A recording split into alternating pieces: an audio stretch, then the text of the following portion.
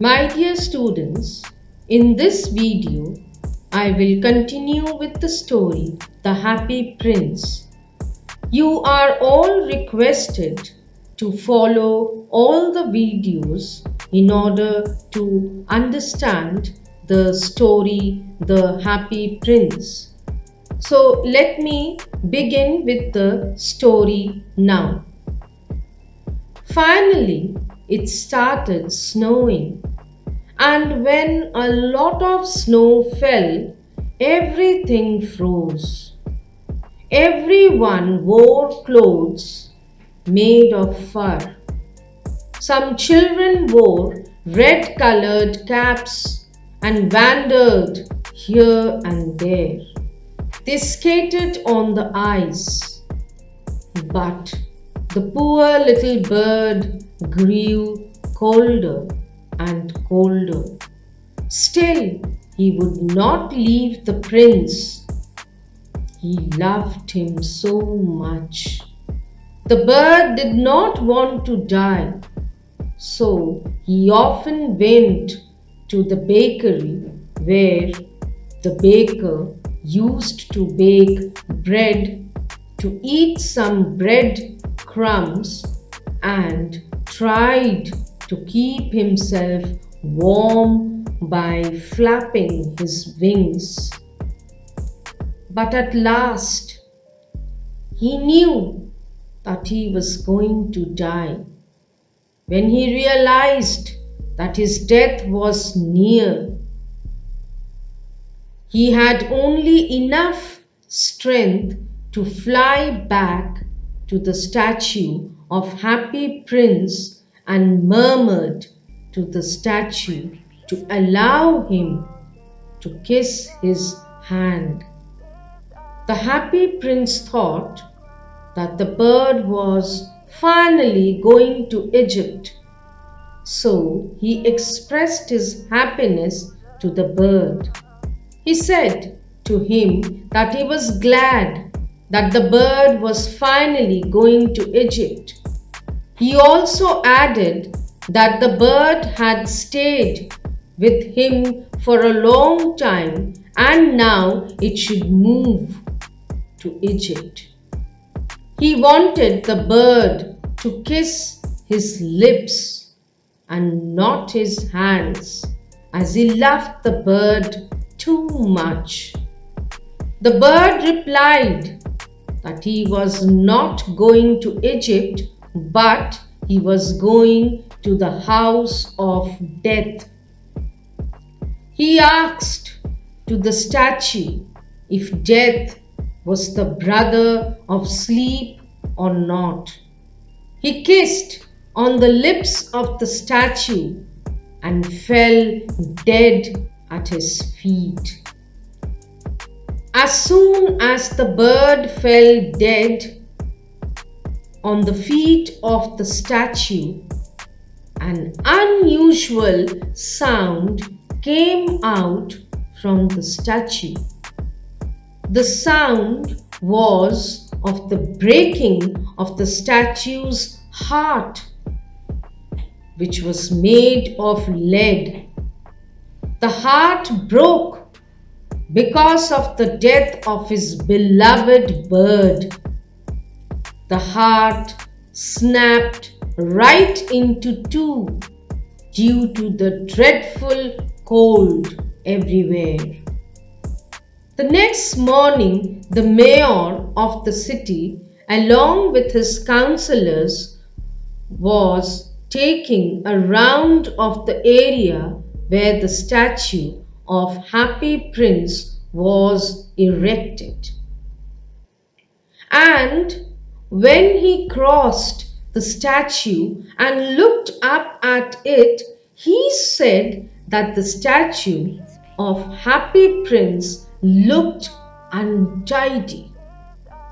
The councillors always agreed with whatever the mayor used to say. So they also asserted that the statue looked untidy. The mayor noticed that the ruby stone, which was placed in the hilt of the sword was missing. The sapphires from the statue's eyes were also missing, and the layer of the gold from its body was not there anymore.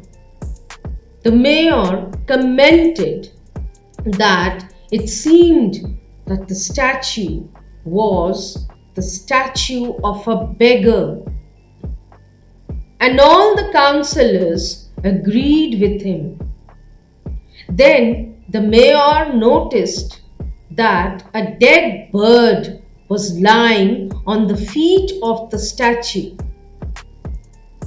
When he saw this, he told the town councillors to pass an order that birds were not allowed to die there, and the town clerk made a note of the suggestion given by him. The statue of the happy prince was pulled down, that is, it was demolished, as he no longer looked beautiful and was no longer useful, according to the art professor at the university. The statue was melted in a furnace. The supervisor or overseer of the foundry noticed something strange. Here, foundry is a workshop for casting metals.